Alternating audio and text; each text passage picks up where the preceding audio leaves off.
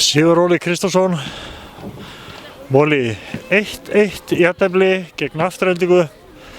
Hvernig lítur á þetta sem 2 töpustig? Já, tvö stór töpustig hana. Þetta svona svipaði fílingur á fyrsta leik fannst mér. Fyrri hálfleikurinn algjörlega dóminandi hjá okkur.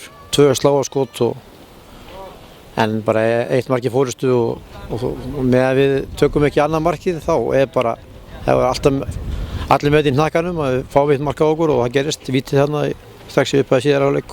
En samt nægur tími til að bæta en við náum ekki að pota þessari blessari tuðru inn.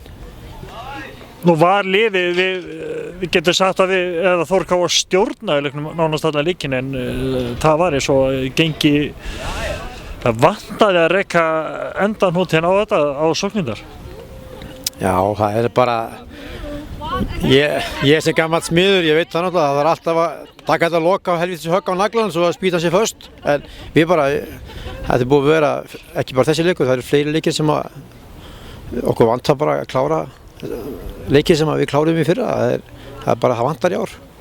En þú sem gamall smiður þá ekki að gera að fara að rífa gamla tekníkar og skoða hvernig við förum að negla fyrir því að nú líður að lokum og þá tekur risaverkefni yfir sem er meistaradeildin.